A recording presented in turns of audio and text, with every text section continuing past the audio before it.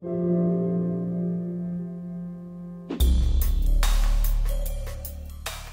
week, Liberal leader Justin Trudeau received hurrahs for delivering a speech that took the Harper Tories to task. Trudeau warned of troubling times where the Conservatives were sowing fear among the Canadian populace and exacerbating tensions between Canada's Muslim and non-Muslim communities. These are fair points, to be sure. But Trudeau also made a lot of other broad-stroke comments about the character of Canada.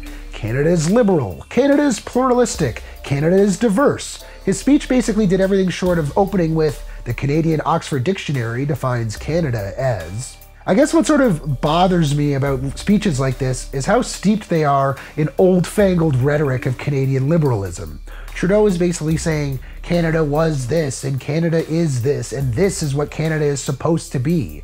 Such thinking doesn't really account for the fact that the shift to conservatism in Canada may not be just a historical or an electoral fluke.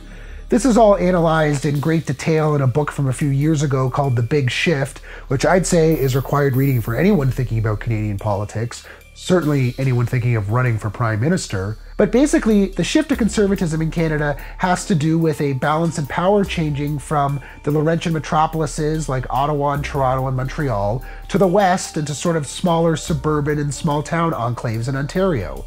What's more, decades of immigration from Asia and the Near East have helped strengthen certain conservative values in Canada.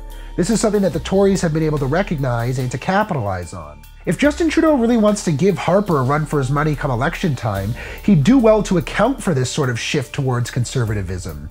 Talk of pluralism and diversity and liberalism is all well and good, but what it might not account for is why people seem to really like the Canadian Conservative Party, or at least like them enough to keep re-electing them. I'll admit it, when Justin Trudeau gives his big sort of grandstanding speeches like this, he does a pretty good job of sounding like his father. But what he might not get is that the Canada of his father's time doesn't really exist anymore.